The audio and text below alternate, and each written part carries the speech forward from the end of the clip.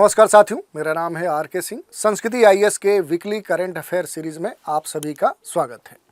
आज के एपिसोड में हम भूगोल, पर्यावरण, पारिस्थितिकी खंड से जुड़े हुए जो भी इस हफ्ते के महत्वपूर्ण न्यूज़ हैं उन पर हम चर्चा करने वाले हैं, जिसमें 22 दिसंबर से लेकर 28 दिसंबर के बीच में जो न्यूज़ आई थी उनमें से कुछ महत्वपूर्ण जो न्यूज़ हैं जो आपके लिए महत्वपूर्ण होंगी उन पर हम चर्चा करेंगे। चर्चा में आगे बढ़ने से पहले आप सभी के लिए एक सूचना है। संस्कृति आईएएस की जो मुखर्जी नगर की सभी ऑफलाइन क्लासेस हैं वो शुरू हो गई हैं। ये जो क्लासेस हैं सभी सुरक्षा मानकों और संबंधित जो भी सुविधाएं हैं उनसे युक्त हैं। तो अब आपको परेशान होने की आवश्यकता नहीं है, आपको चिंतित होने की आवश्यकता नहीं है। सभी सुरक्षा मानक पूरा करने के बाद ही ये कक्षाएं स्टार्ट हुई हैं। इसके अलावा देखिए दूसरी एक सूचना है, नववर्ष के उपलक्ष्य में संस्कृति आईएएस एक बड़ा डिस्काउंट लेके आया है। ये जो डिस्काउंट है अप टू 75% है, जिसकी वैलिडिटी 2 जनवरी 2025 है। और ये जो डिस्काउंट है ये ऑनलाइन कोर्स पर आपको प्रदान किया जा रहा है, जिसमें शामिल जो कोर्स हैं यूपीएससी फाउंडेशन कोर्स हैं। पहला है जीएस ओनली, सामान्य अध्ययन के लिए, और ये आपको केवल मिल रहा है 55,000 में। इसके अलावा जीएस और सीसेट का जो कम्बो प्रोग्राम है ये आपको केवल 60,000 में प्रदान किया जा रहा है। और इसके अलावा जो वीओडी जीएस का प्रोग्राम है ये आपको केवल 50,000 में दिया जा रहा है। अन्य भी किसी जानकारी को आप प्राप्त करना चाहते हैं तो नीचे दिए गए नंबर जो है 9555-124-124 पर कॉल करके आप प्राप्त कर सकते हैं। दूसरा तरीका भी है, संस्कृति आईएएस की जो वेबसाइट है sanskrithias.com, यहाँ विजिट करके संबंधित जानकारी आप प्राप्त कर सकते हैं। चलिए अब देखते हैं कि आज के एपिसोड में हम कौन कौन से महत्वपूर्ण न्यूज़ की चर्चा करने वाले हैं। तो ये कुछ महत्वपूर्ण न्यूज़ हैं जिन पर हम एक एक करके डिटेल से चर्चा करेंगे। चलिए पहली न्यूज़ देखते हैं। पहली न्यूज़ है भारत वन स्थिति रिपोर्ट 2023। ये हाल ही में रिलीज की गई है और पर्यावरण जो वन और जलवायु जो परिवर्तन मंत्रालय है उसके द्वारा ये भारत की जो वन स्थिति रिपोर्ट 2023 है ये रिलीज की गई है। और इस विभाग के जो मंत्री है भूपेंद्र यादव, इन्होंने ही जो ये वन अनुसंधान देहरादून में है और वहीं पर कहें तो इस रिपोर्ट को 2023 की जो भारत वन स्थिति रिपोर्ट है इसको वहाँ पर रिलीज किया, इसको लॉन्च किया। और वर्ष 1987 से, कब से 1987 से 1987 से भारतीय वन सर्वेक्षण के द्वारा द्विवार्षिक यानी 2 वर्षों के अंतराल पर देखें तो भारत वन स्थिति रिपोर्ट जो है ये प्रकाशित होता है। और भारत वन जो स्थिति रिपोर्ट 2023 है ये इस रिपोर्ट का देखें तो 18वां संस्करण है, ये 18वीं रिपोर्ट है। तो ये आप देख सकते हैं। तो पहले हमने बताया कि ये पर्यावरण वन जलवायु परिवर्तन मंत्री भूपेंद्र यादव ने वन अनुसंधान जो संस्थान देहरादून है वहाँ से इस वर्ष का भारत वन स्थिति रिपोर्ट 2023 का विमोचन किया है। और वर्ष 1987 से भारतीय वन सर्वेक्षण के द्वारा द्विवार्षिक आधार पर, ये आपको ध्यान देना है, तो द्विवार्षिक यानी 2 वर्षों के अंतराल पर देखें तो भारत वन स्थिति रिपोर्ट को प्रकाशित किया जाता है। इस वर्ष का जो 2023 का ये जो वन रिपोर्ट आया है ये कौन सा है, तो ये 18वीं रिपोर्ट है। तो ये भी आपको देखना है कि ये जो पूरा सीरीज चल रही है वन रिपोर्ट की तो उसमें ये 18वें नंबर का है। थोड़ा सा अब रिपोर्ट में शामिल जो महत्वपूर्ण जानकारियां हैं जो कहीं ना कहीं आपके लिए महत्वपूर्ण है उनकी हम चर्चा करते हैं। तो देखिए, वनावरण, वृक्ष आवरण, कच्छ वनस्पति आवरण, भारत के वनों में कार्बन स्टॉक और वनाग्नि जो घटनाएं हैं यानी वनों में जो आग लगने की घटनाएं हैं और जो कृषि वानिकी है उनकी जानकारी इस रिपोर्ट में डिटेल से दी गई है। वर्तमान में जो आकलन है उसके कुछ महत्वपूर्ण संक्षिप्त जो संकलन है वो आपके सामने हम प्रस्तुत कर रहे हैं। जैसे कुल वन और वृक्षावरण जो है ये आपके सामने दिया गया है 8,27,357 वर्ग किलोमीटर है। तो ये आंकड़ा आपको ध्यान देना है कि टोटल जो वन और वृक्षावरण दोनों, देखिए अलग अलग इसमें डेटा है, वन और वृक्षावरण दोनों को शामिल करते हुए कहा गया है कि 8,27,357 वर्ग किलोमीटर है, जो देश के कुल भौगोलिक क्षेत्रफल का कितना है 25.17% है। ये डेटा आपके लिए काफ़ी महत्वपूर्ण हो सकता है। देखिए अब यहाँ पर अब अलग अलग डेटा आपको दिए जा रहे हैं। वनावरण का जो क्षेत्रफल है वो लगभग कितना है, तो वो है 7,15,300 43 वर्ग किलोमीटर, जो कुल क्षेत्रफल का कितना है 21.76% है। तो देखिए आप इसमें से घटा सकते हैं, तो वन वाला जो क्षेत्र है वो आपको वन के साथ जो वृक्ष वाला जो क्षेत्र है वो आपको मिल सकता है। वृक्ष आवरण जो क्षेत्र है उसको अलग से दे दिया गया है, वो है 1,12,014 वर्ग किलोमीटर। तो ये दोनों मिलाने के बाद जो टोटल आया वो ये आया, यही डेटा अलग अलग करके आपको दिया गया है। वर्ष 2021 की तुलना में देखें तो देश के कुल वन और वृक्ष आवरण में लगभग 1,445 वर्ग किलोमीटर की वृद्धि दर्ज की गई है। तो ये सारे डेटा आपके लिए मोस्ट इम्पॉर्टेंट हैं, यहाँ से क्वेश्चन अलग अलग एग्जामों में आपके बनने निश्चित हैं, तो ये आप ध्यान दीजिएगा। देखिए इसमें वनावरण में देखें तो 156 वर्ग किलोमीटर और वृक्ष आवरण में 1,289 वर्ग किलोमीटर की वृद्धि दर्ज की गई है। तो ये आपको ध्यान देना है, वनावरण में कम क्षेत्रफल बढ़ा है और वृक्षावरण में जो क्षेत्रफल है वो अधिक बढ़ा है। अब देखिए वन एवं वृक्ष आवरण में देखें तो अधिकतम जो वृद्धि है वो दर्शाने वाले जो शीर्ष राज्य हैं, ये जो कहें तो ये आपको ध्यान देना है। यहाँ पर देखिए तो ये घटते क्रम में है और वही क्रम में है। पहले नंबर पे छत्तीसगढ़ है, 684 वर्ग किलोमीटर है। दूसरे स्थान पे कौन है तो आपका उत्तर प्रदेश है, 559 वर्ग किलोमीटर है। तीसरे स्थान पे उड़ीसा है, 559 वर्ग किलोमीटर, यहाँ पर आपको ध्यान देना है। और उसके बाद राजस्थान है, 394 वर्ग किलोमीटर। तो ये है वन और वृक्ष आवरण में सबसे अधिक जिस राज्य में वृद्धि दर्ज की गई है उसमें जो पहला पोजीशन है वो आपका छत्तीसगढ़ है, ये आपको ध्यान देना है। दूसरे पर यूपी है। वनावरण में अधिकतम वृद्धि दर्शाने वाले जो 3 शीर्ष राज्य हैं उनको यहाँ पर दिया गया है। पहला जो है वो मिजोरम है, 242 वर्ग किलोमीटर वृद्धि दर्ज की गई है। गुजरात में 180 वर्ग किलोमीटर और उड़ीसा में 152 वर्ग किलोमीटर। तो ये ध्यान रखिएगा। क्षेत्रफल की दृष्टि से देखें तो सबसे अधिक जो वन एवं वृक्ष आवरण वाले 3 जो शीर्ष राज्य हैं उसमें जो नाम है एमपी का है, अरुणाचल का है, महाराष्ट्र का है। तो पहला जो स्थान है वो एमपी का है, दूसरा पे अरुणाचल है, तीसरे पे महाराष्ट्र है। इनके क्षेत्रफल भी दिए गए हैं, 85,724 वर्ग किलोमीटर। अरुणाचल प्रदेश में दिया गया है 67,083 वर्ग किलोमीटर और महाराष्ट्र में 65,383 वर्ग किलोमीटर। ये आंकड़े आपको ध्यान से याद करने हैं। अगला देखिए कुल भौगोलिक क्षेत्रफल की तुलना में देखें तो जो वनावरण है उसमें जो प्रतिशत वृद्धि दर्ज की गई है।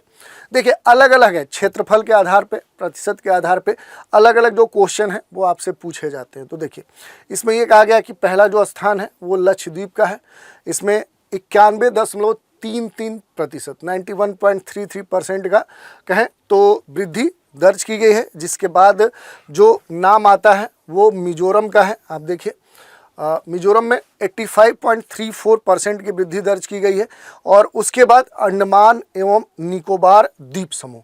तो देखिए यहाँ पर 2 जो हैं ये तो क्या है यूटीज़ हैं, ठीक है, आइलैंड है। और तीसरा जो है एक राज्य है मिजोरम, तो ये आपको ध्यान देना है। अंडमान निकोबार द्वीप समूह में जो वृद्धि दर्ज की गई है वो 81.62% है, तो ये आपको ध्यान रखना है। इसके अलावा भी कुछ तथ्य हैं, जैसे 19 राज्यों केंद्र शासित क्षेत्रों में देखें तो 33% से अधिक भौगोलिक क्षेत्र वानावरण के अंतर्गत आता है। तो ये सीधे प्रश्न आपसे पूछता है कि कितना प्रतिशत वनावरण आता है, तो ये आपसे सीधे पूछ सकता है 33%, ठीक है। इनमें से 8 राज्य केंद्र शासित क्षेत्रों में देखें तो मिजोरम शामिल है, लक्षद्वीप शामिल है, अंडमान निकोबार द्वीप समूह शामिल है, अरुणाचल प्रदेश शामिल है, नागालैंड, मेघालय, त्रिपुरा, मणिपुर में 75% से अधिक वनावरण है। तो ये ध्यान देना है कि जो ये राज्य हैं यहाँ पर जो वनावरण क्षेत्र है वो अधिक है। कुल वृक्ष वनस्पति की बात करें, जो कच्छ वनस्पति होती है उसका जो आवरण है वो 4,992 वर्ग किलोमीटर है। और देश में बांस धारित क्षेत्र यानी बांस से आवरित जो क्षेत्र है उसका जो विस्तार है वो आप देख सकते हैं, वो कितना है 1,54,670 वर्ग किलोमीटर ये अनुमान किया गया। तो इसके आसपास होगा, इससे थोड़ा बहुत अधिक होगा। वर्ष 2021 में किए गए पिछले आकलन की तुलना में बांस क्षेत्र में देखें तो 5227 वर्ग किलोमीटर की वृद्धि दर्ज की गई है। यानी अभी जो रिपोर्ट आया है और पिछला जो रिपोर्ट था, दोनों में जो बांस क्षेत्र है उसमें जो वृद्धि है वो यहाँ पर दर्शाई गई है। अगला तथ्य देखिए, वाय वन वृक्षों से औद्योगिक काष्ठ का कुल वार्षिक संभावित जो उत्पादन है वो 91.51 मिलियन घन मीटर अनुमानित किया गया है। ये एक तरह से अप्रोक्सीमेट कह सकते हैं कि डेटा यहाँ पर दिया गया है। और वनों में जो कुल कार्बन स्टॉक है वो कितना माना गया है, तो वो माना गया है कि 7285.5 मिलियन टन अनुमानित किया गया है। तो ये वाला भी अक्सर कार्बन स्टॉक के संदर्भ में आपसे प्रश्न पूछा जाता है। पिछले आकलन की तुलना में देश का जो कार्बन स्टॉक है उसमें 81.5 मिलियन टन की वृद्धि दर्ज की गई है इस वर्ष जो रिपोर्ट आया है। चलिए कुछ अन्य बातों की चर्चा करें। भारत का जो कार्बन स्टॉक है वो 30.43 बिलियन टन है, CO2 के समतुल्य तक पहुंच चुका है। और ये दर्शाता है कि वर्ष 2005 के आधार पर वर्ष की तुलना में भारत पहले ही क्या है कि लगभग 2.29 बिलियन टन अतिरिक्त जो कार्बन सिंक है उस तक पहुंच चुका है, जबकि वर्ष 2030 तक 2.5 से 3.0 बिलियन टन का लक्ष्य भारत ने रखा है। तो ये हमने देख लिया जो रिपोर्ट आई है, रिपोर्ट के जो भी महत्वपूर्ण पहलू थे जो कहीं ना कहीं आपके लिए महत्वपूर्ण है। अगली न्यूज़ देखते हैं, ये बड़े स्तर पे चर्चा में थी। किलाउआ ज्वालामुखी में विस्फोट, दुनिया के सबसे सक्रिय जो ज्वालामुखी क्षेत्र है उनमें आता है, हवाई द्वीप पर ये अवस्थित है। और हाल ही में दुनिया का ये जो सबसे कहें सक्रिय ज्वालामुखी क्षेत्र है किलाउआ ज्वालामुखी, यहाँ पर विस्फोट हुआ है। और ये जो विस्फोट है ये हवाई जो राष्ट्रीय उद्यान है, आप देखेंगे अगर USA का मैप आप देखते होंगे तो ये हवाई द्वीप है, इधर USA है। तो यहाँ पर इसके साउथ ईस्ट में देखेंगे तो यहाँ पर हवाई द्वीप का ये जो पार्ट है यहीं पर ये वोल्केनो का इरप्शन हुआ है। और ख़ास तौर पे इससे जुड़ी हुई जो बातें हैं तो यहाँ पर द्वीप के इधर आप देखेंगे तो यहीं पर ये राष्ट्रीय उद्यान है। तो वो बताया जा रहा है कि आखिर ये जो उद्यान है उसके समीप ही ये विस्फोट हुआ है। और ये जो विस्फोट हुआ है यहाँ पर जो पहाड़ के जो शिखर हैं उनके जो कैल्डेरा होते हैं उनके भीतर ये जो बने हुए छिद्र वहीं से इसका विस्फोट हुआ है। ये जो विस्फोट है ऐसे क्षेत्र में हुआ है जो वर्ष 2007 से ही देखें तो यहाँ के जो क्रेटर की दीवार है वो अस्थिरता और चट्टानों के गिरने जैसे खतरों के कारण जनता के लिए एक तरह से देखें तो यहाँ पर आवागमन पूरी तरह से बंद कर दिया गया था। तो ये भी बात आपके लिए महत्वपूर्ण है। थोड़ा सा इस ज्वालामुखी के बारे में देखते हैं। तो ये जो हवाई के बिग आइलैंड है, जो पूरा हवाई आइलैंड है जो USA के अधिकार क्षेत्र में है, तो उसी में से जो बिग आइलैंड है उसके दक्षिण या कहें तो दक्षिण पूर्व भाग में ये अवस्थित है। और ये यहाँ पर हवाई जो ज्वालामुखी राष्ट्रीय उद्यान है उसके आप देखेंगे तो एक तरह से पूरब में अवस्थित है। और ये पूरी तरह से ये जो क्षेत्र है ये संयुक्त राज्य अमेरिका जो USA है उसके अधिकार क्षेत्र में आता है। प्रशांत महासागर क्षेत्र में ये आपको देखने को मिल सकता है। ये सबसे युवा और सबसे सक्रिय हवाईयन ढाल ज्वालामुखी है जो लगातार विस्फोट यहाँ पर होते रहे हैं, उसके लिए देश दुनिया में जाना जाता है। इसीलिए ये पूरा क्षेत्र दुनिया के सबसे सक्रिय ज्वालामुखी विस्फोट वाले क्षेत्रों में आता है। इसका जो विस्फोट है इसके शिखर कैल्डेरा या दरार क्षेत्र के पास स्थित छिद्रों से होता है। तो आप जानते होंगे जो ज्वालामुखी जो इरप्शन होता है ये इसके छिद्र से होता है, उसी के बारे में ये जानकारी दी गई है। कुछ पिछले अगर इतिहास की बात करें तो वर्ष 1924 तक इसमें लावा झील थी, तो ये बात कही जाती है। और 19वीं और 20वीं शताब्दी की बात करें तो इसके प्रारंभ से यहाँ पर लगातार कह सकते हैं कि इस तरह के वोल्केनिक जो एक्टिविटी है वो देखी गई है। वर्ष 1952 से अब तक 34 विस्फोट यहाँ पर हो चुके हैं पूर्वी रिफ्ट जोन में। वर्ष 1983 से 2018 तक देखें तो लगातार यहाँ पर विस्फोट या ज्वालामुखी कह सकते हैं विस्फोट होते रहे, तो इस कारण से ये चर्चा में रहा है। अगला न्यूज़ देखिए, केन बेतवा नदी जोड़ो राष्ट्रीय परियोजना, ये खास तौर पे चर्चा में है इस समय। देखें तो जो अपने देश के पूर्व प्रधानमंत्री थे श्री अटल बिहारी वाजपेयी। इनकी हाल ही में 100वीं जो जयंती है वो मनाई गई और इस जयंती के अवसर पर ही अपने वर्तमान जो देश के प्रधानमंत्री हैं नरेंद्र मोदी, उन्होंने मध्य प्रदेश में केन बेतवा नदी जोड़ो राष्ट्रीय परियोजना की आधारशिला रखी। काफ़ी पहले से ये जो योजना है ये चर्चा में रही है और एक बार फिर से अब ये चर्चा में है। थोड़ा सा देखते हैं। केन बेतवा जोड़ो जो राष्ट्रीय परियोजना है, इसमें 2 नदियों को जोड़ने की बात कही गई है, जिससे उन नदियों का जो जल है उसका उचित और सतत विकास के लिए उपयोग किया जा सके। थोड़ा सा इस योजना, ये जो राष्ट्रीय योजना है, इससे जुड़ी हुई जो भी महत्वपूर्ण बातें हैं उन पर हम चर्चा करते हैं। तो केन बेतवा जो लिंक कह सकते हैं परियोजना है, ये नदियों को जोड़ने के लिए एक राष्ट्रीय परिप्रेक्ष्य में देखें तो अपने तरह की एक यूनिक परियोजना है और उसी के तहत इसको अब प्रयोजित किया जा रहा है। अब इसका कह सकते हैं शुभारंभ कर दिया गया है।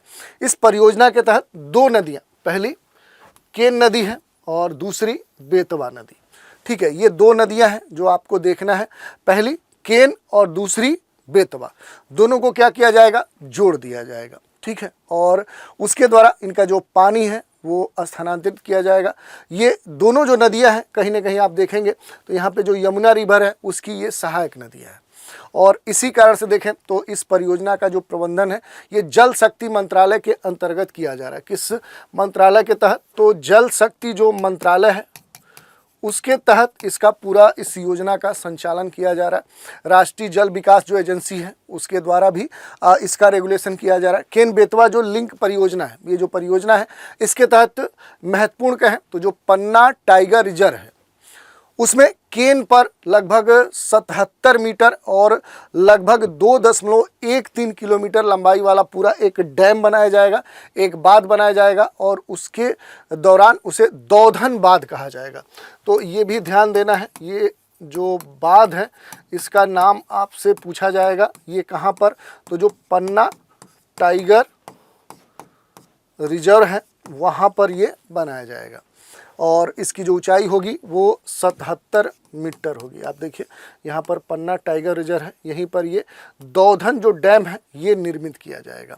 तो ये आपको ध्यान देना है, इसकी जो महत्वपूर्ण बातें हैं। इसके अलावा देखिए कई सारी बातें हैं इस परियोजना में। उन परियोजनाओं में देखें तो 2 टनल बनाकर क्या किया जाएगा, लगभग 2853 मिलियन जो क्यूबिक मीटर पानी है उसको एक जगह स्टोर किया जाएगा।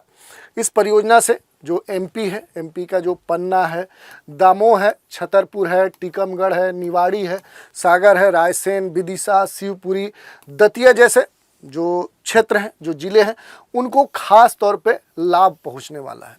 उत्तर प्रदेश के कुछ क्षेत्र हैं जैसे महोबा है, झांसी है, ललितपुर है, बांदा है, यहाँ भी इस परियोजना के द्वारा जो पानी है वो पहुंच सकेगा। तो इन क्षेत्रों को भी इस परियोजना से लाभ मिलने की उम्मीद है।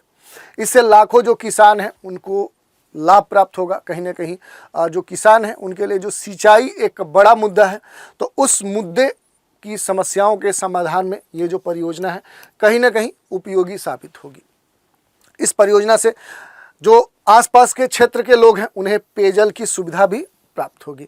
इसके साथ ही जो इलेक्ट्रिसिटी एक बड़ा कंसर्न है, तो जल विद्युत परियोजना हरित ऊर्जा में 100 मेगावाट से अधिक का ये योगदान देगी, तो इससे जो इलेक्ट्रिसिटी है वो भी प्रोड्यूस होगी। इस परियोजना से देखें तो रोजगार के कई जो अवसर हैं उनका सृजन होगा। ग्रामीण जो अर्थव्यवस्था है, जो इकोनॉमी है, वो भी मजबूत होगी। आप सामान्य सी बात है कि अगर किसानों को उनकी जो जीवन निर्वाहन के लिए कृषि सबसे महत्वपूर्ण है, उसके लिए सिंचाई की अगर व्यवस्था हो जा रही है, पीने के लिए स्वच्छ जल उपलब्ध हो जा रहा है, तो इससे कहीं ना कहीं वो पहले से और सशक्त होंगे। बुंदेलखंड के 65 लाख लोगों को फ़ायदा होगा, ये डेटा दिया गया है कि लगभग 46,605 करोड़ रुपए की लागत वाली जो ये परियोजना है, इससे मध्य प्रदेश और यूपी के जो क्षेत्र हैं उनको लाभ मिलने वाला है। केन बेतवा नदी जोड़ो परियोजना उसको दिखाया गया है कि आखिर दोनों नदियां हैं, ये दोनों जुड़ेंगी, ठीक है, और इनके जल को इकट्ठा किया जाएगा, फिर एक डैम बनाया जाएगा उस पूरे क्षेत्र में। कहें तो लोगों को कृषि के लिए, इरिगेशन के लिए जल उपलब्ध कराया जाएगा, पीने के लिए जल उपलब्ध कराया जाएगा। इसके अलावा देखें तो इलेक्ट्रिसिटी भी प्रोड्यूस की जाएगी। एमपी के 10 जिलों को फ़ायदा होगा। पहले हमने देख लिया, ये ज़िले हैं जिनको खास तौर पे इस परियोजना से फ़ायदा होने वाला है। इसके अलावा यूपी के भी कुछ ज़िले हैं, कुछ क्षेत्र हैं जैसे महोबा, झांसी, बांदा, ललितपुर को फ़ायदा होगा। और परियोजना पूरा होने पर 8,11,000 हेक्टेयर जो सिंचाई वाले क्षेत्र हैं उनको सिंचाई के लिए जल उपलब्ध होगा और 62 लाख लोगों को पीने युक्त पानी भी इससे प्राप्त होगा। अब देखिए बुंदेलखंड की बात करें तो बुंदेलखंड में आने वाले उत्तर प्रदेश के 2,52,000 जो हेक्टेयर क्षेत्र हैं उनमें सिंचाई और पेयजल की सुविधा इससे मिल सकेगी।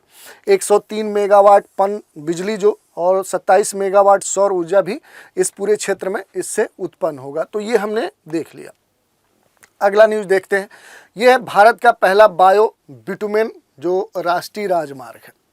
ये जो हाईवे है ये चर्चा में है। तो देखें कि आखिर ये क्यों चर्चा है, क्योंकि हाल ही में जो महाराष्ट्र है, भारत का जो महाराष्ट्र राज्य है उसी से ये संबंधित है। और इसके नागपुर डिस्ट्रिक्ट, कौन सा जिला, तो नागपुर जिला, यहाँ पर पहला जो भारत का बायो बिटुमेन जो राष्ट्रीय राजमार्ग है इसका इनॉग्रेशन किया गया, इसका उद्घाटन किया गया। आप चित्र में देख सकते हैं।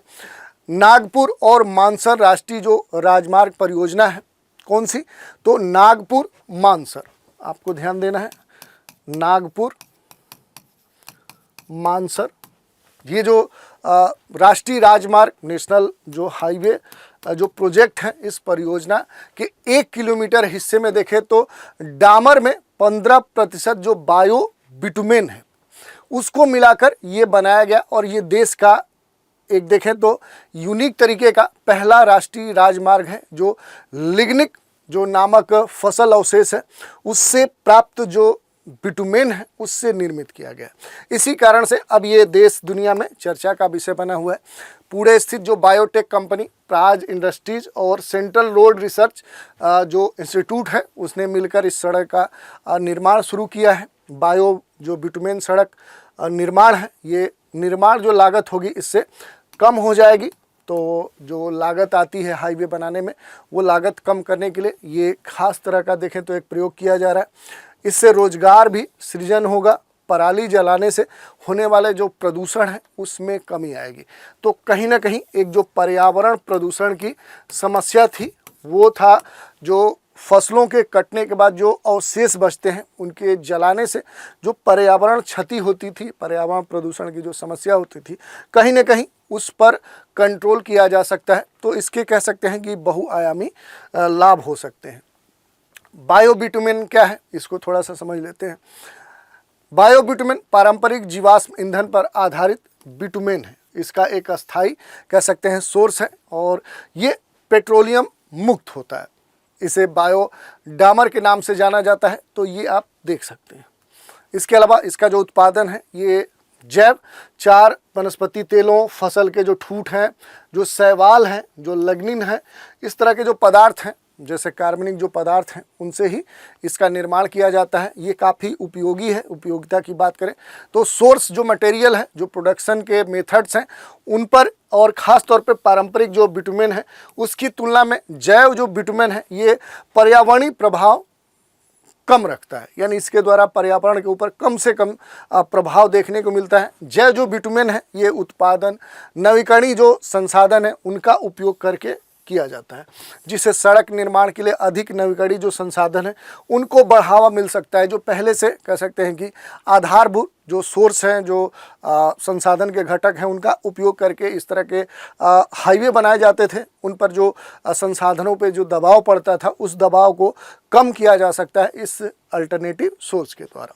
बायो बिटुमेन सड़क पारंपरिक डामर सड़क से 40% अधिक टिकाऊ होती है। तो ये भी एक महत्वपूर्ण उपयोगिता इसकी है। अगला देखिए, अगला टॉपिक है समशीतोष्ण वर्षा वन। ये चर्चा में है क्योंकि यूनाइटेड जो किंगडम है, जो यूके है, यूनाइटेड किंगडम के लीड्स यूनिवर्सिटी के जो रिसर्चर हैं, जो वहाँ पर प्रोफेसर हैं, जो शोधकर्ता हैं, उनके द्वारा प्रकाशित एक रिसर्च पेपर में ये कहा गया है कि यदि ग्रीन हाउस जो गैसेस हैं, जो हरित गृह जो गैसें हैं, उनके उत्सर्जन वर्तमान गति के अनुसार ही अगर जारी रहे तो ये कहा जा रहा है कि 2100, ये वर्ष 2100 की बात कही जा रही है, तब तक लगभग 2/3 से अधिक जो समशीतोष्ण वर्षा वन है, कितना, 2/3 जो समशीतोष्ण वर्षा वन है ये समाप्त हो जाएंगे, ये नष्ट हो जाएंगे। इसी कारण से ये चर्चा में है, आप देख सकते हैं न्यूज। अध्ययन के कुछ महत्वपूर्ण जो कंक्लूजन है उनकी हम चर्चा करते हैं। अध्ययन में ये कहा गया है कि समान स्थिति अगर बनी रही तो जलवायु परिवर्तन के कारण लगभग 68% से अधिक जो समशीतोष्ण वर्षा वन है वो कहीं ना कहीं समाप्त हो जाएंगे। और ग्लोबल जो कह सकते हैं वार्मिंग है, जो वैश्विक तापमान है, उसको अगर 2 डिग्री सेंटीग्रेड से नीचे सीमित रखने से जो नुकसान है वो 9% तक कम हो सकता है, सीमित हो सकता है। तो ये बात कही गई, परसेंटेज के स्तर पे ये रिसर्च किया गया है। ये वन प्रणालियाँ ठंडी और नम जलवायु वाले कह सकते हैं बायोम पर निर्भर करता है, ये आप पहले से जानते होंगे। जो वैश्विक स्तर पे दुर्लभ होने के साथ ही क्या है कि जलवायु परिवर्तन के कारण देखें तो इस समय खतरे के जोन में हैं। यही नहीं, वैज्ञानिकों ने वनों के अस्तित्व के लिए आवश्यक जो अनुकूल परिस्थितियां हैं उनका अनुमान लगाने के लिए भी पुराने जो मौसम रिकॉर्ड हैं उनके साथ मौजूदा जो मानचित्र है उसका भी उपयोग किया है। अध्ययन के अनुसार देखें तो जो टेम्परेट कह सकते हैं जो शीतोष्ण वर्षा वन है वो केवल आर्द्र और ठंडे क्षेत्रों में पाए जाने वाले हैं। तो ये पहले से इन्फॉर्मेशन आपको पता होना चाहिए। दुर्लभ ये पारिस्थितिकी तंत्र होते हैं, तो ये आप पहले से जानते हैं। ये गर्म जलवायु के प्रति अधिक सेंसिटिव होते हैं, संवेदनशील होते हैं और इन्हें संरक्षित करना सबसे महत्वपूर्ण है, क्योंकि ये अद्वितीय प्रजातियों की मेज़बानी करने के साथ ही देखें तो उच्च मात्रा में जो कार्बन है उसको कंज्यूम करते हैं, संग्रहित करते हैं। यदि ग्रीन हाउस गैसों की बात करें तो इनका जो उत्सर्जन है वो कम करने के लिए कोई ठोस प्रयास नहीं किया गया, तो ये जो संकट है ये दिन प्रतिदिन बढ़ता जाएगा। मौजूदा जो समशीतोष्ण वर्षा जो बायोम है इसका लगभग 43% हिस्सा पहले ही वनों की कटाई के कारण नष्ट हो चुका है और केवल देखें तो 37% प्राथमिक पुराने विकास वन अब बचे हुए हैं। मानव के जो हस्तक्षेप वाले क्षेत्र हैं उसके द्वारा अगर देखें तो जहाँ पर अभी भी मानव का पूर्ण रूप से हस्तक्षेप नहीं है वहाँ के जो वन हैं वो कहीं ना कहीं सूक्ष्म वातावरण, आमतौर पे देखें तो परिवेश के तापमान की तुलना में वहाँ पर जो टेम्परेचर है वो कम होता है, यानी वो ठंडे होते हैं। और ये बफरिंग वनों की जो कार्यप्रणाली है ये जैव विविधता पर तापमान वृद्धि के प्रभाव को गंभीरता से कम कर सकती है। यही इसका सबसे बड़ा एडवांटेज है। जो एक्सपर्ट्स हैं उन्होंने ये भी चेताया है, ये चेतावनी दी है कि खंडित और पृथक वन, सीमांत वन, मानव हस्तक्षेप रहित वन की तुलना में देखें तो जलवायु परिवर्तन के प्रति अधिक संवेदनशील है। ये बात कही गई, इस कारण से ये चर्चा में है। इस स्टडी में कुछ कमियां भी देखी गई हैं, इसकी कुछ लिमिटेशन है, उन पर हम बात करते हैं। तो देखिए, शोधकर्ताओं के द्वारा किया गया ये जो पूरा स्टडी है, जो रिसर्च है, ये समशीतोष्ण वर्षा वनों पर जलवायु परिवर्तन के वास्तविक प्रभाव को कम आंक सकता है। क्यों? तो जलवायु जो कह सकते हैं परिदृश्य है, इसमें कई सारे इफेक्ट भी देखने को मिलते हैं, जैसे लैंडस्लाइड, भूस्खलन है, स्टॉर्म के प्रभाव हैं, हीट वेव प्रभाव हैं। तो इन प्रभावों को इस रिसर्च में शामिल नहीं किया गया, तो ये इसकी कमी दर्शाई जा रही है। ऐसी घटनाओं से इन वनों का विलुप्त होना और भी तेज हो सकता है। तो जो आंकड़े दिए गए हैं वो कम ज़्यादा हो सकते हैं, इस कारण से ये बात कही गई है। अध्ययन के अनुसार वर्तमान जो मूल्यांकन है ये जारी वन क्षरण पर आधारित है तथा इसमें इस बात पर विचार नहीं किया गया है कि जो सूक्ष्म जलवायु वैश्विक तापमान वृद्धि है उस पर किस प्रकार का प्रभाव डालता है, क्या प्रतिक्रिया देखने को मिलती है, ये बात कही गई है। थोड़ा सा हम इन वनों के बारे में देख लेते हैं जो समशीतोष्ण वर्षा वन है, इनकी क्या विशेषताएं होती हैं। ये जो वन है ये ग्रह की स्थलीय सतह के 1% से भी कम क्षेत्र में फैले हुए हैं और वैश्विक वन क्षेत्र का लगभग देखें तो 2.5% क्षेत्र पे ये फैले हुए हैं। तो इनके विस्तार की बात कही गई कि इनका जो क्षेत्रफल है वो दुनिया में कितना है। हालांकि ये अपने पारिस्थितिकी महत्व और अन्य अक्षांशों के वनों की तुलना में देखें तो उच्च कार्बन घनत्व के कारण काफ़ी महत्वपूर्ण हो जाते हैं। सबसे बड़े जो समशीतोष्ण वर्षा वन है ये जलवायु बायोम वाले जो देश हैं उसमें देखें तो उत्तरी अमेरिका का जो कनाडा है, जो यूएसए है, जो साउथ अमेरिका में आएंगे तो चिली है, इधर एशिया में आएंगे तो जापान है, उसके अलावा ऑस्ट्रेलिया है, न्यूजीलैंड है और उधर यूरोप में जाएंगे तो यूनाइटेड किंगडम इस पूरे क्षेत्र में इन वनों का विस्तार खास तौर पे देखने को मिलेगा। इसके अलावा देखिए अनियंत्रित जलवायु परिवर्तन जो है ये ब्रिटेन और विश्व स्तर पे समशीतोष्ण जो वर्षा वन है उनके लिए एक डिजास्टर के रूप में देखे जाते हैं, क्योंकि वे उच्च ग्रीष्मकालीन तापमानों को सह नहीं सकते। तो ये बात कही गई है। तो इस तरह से हमने देख लिया कि इस हफ्ते जो भी महत्वपूर्ण भूगोल और पर्यावरण पारिस्थितिकी खंड से जुड़े हुए जो न्यूज़ चर्चा में थे उनमें से कुछ महत्वपूर्ण न्यूज़ की चर्चा आज के एपिसोड में हमने की। तो आज के एपिसोड में इतना ही रखते हैं। अगले एपिसोड में अगले हफ्ते की जो भी महत्वपूर्ण न्यूज़ होगी उन पर हम चर्चा करेंगे।